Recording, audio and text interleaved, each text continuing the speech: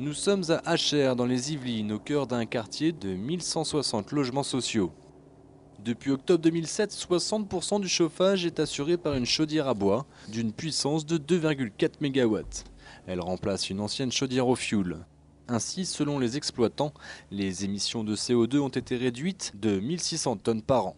Et le locataire a vu sa facture énergétique baisser. On a pu constater des économies de charges pour nos locataires de l'ordre de 20% en ce qui concerne les charges de chauffage. Ça représente à peu près pour chaque locataire 130 euros, 130 euros annuels.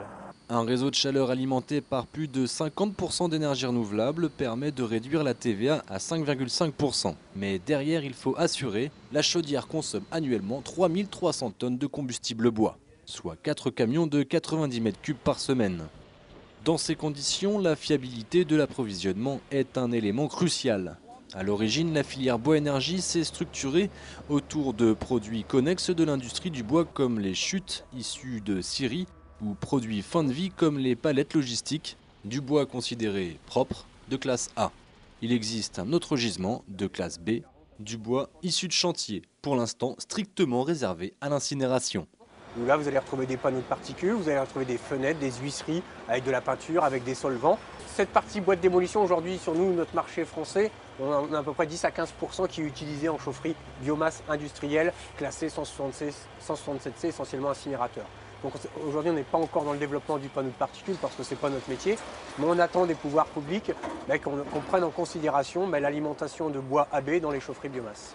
Pour la dizaine de chaufferies collectives et industrielles en Île-de-France, il aura fallu 60 000 tonnes de bois, alors tous les gisements sont exploités.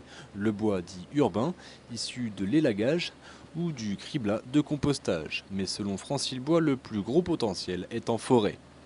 La forêt n'est exploitée qu'à environ 50% de sa production au niveau de l'accroissement naturel. En Île-de-France, on a une forêt qui représente quand même 23% du territoire, donc sur 269 000 hectares. Et elle n'est pas suffisamment exploitée pour produire ce qu'elle devrait. Nous voici dans une forêt exploitée par l'ONF. Là, tout un tronçon de bois énergie, considéré comme impropre pour un usage plus noble. Tout ce bois va servir de combustible pour un seul client, une usine à une dizaine de kilomètres. On va faire de la plaquette forestière à partir de ce bois. Donc ça, c'est un relevé de couvert qui a été fait sur cette parcelle. Donc le principe, c'est d'enlever le taillis. Donc le taillis a été abattu.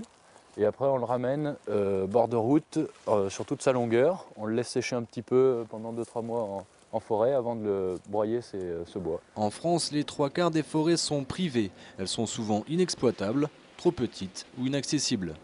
De plus, selon une étude du ministère de l'Agriculture, pour la première fois après plus d'un siècle, 2008 marque la fin de la progression de la forêt sur le territoire français. Cependant, aujourd'hui, les ressources restent abondantes. En tout cas, ce n'est pas ce qui inquiète le fournisseur. Aujourd'hui, je pense que la rupture d'approvisionnement, ce n'est pas encore la matière première. C'est plus une logistique transport pour pouvoir acheminer la chaudière. Si on prend par exemple les grèves qu'il y a eu il y a 3 semaines, on était tous dans l'expectative de savoir si on allait avoir du carburant à mettre dans les broyeurs pour pouvoir préparer la biomasse. Chaque semaine, cette exploitation produit et livre 2000 tonnes de combustible biomasse. Et pour cela, elle consomme 8000 litres de fioul. Donc, le bois énergie remplace les énergies fossiles pour les chaufferies, mais sans pétrole, pas de bois énergie.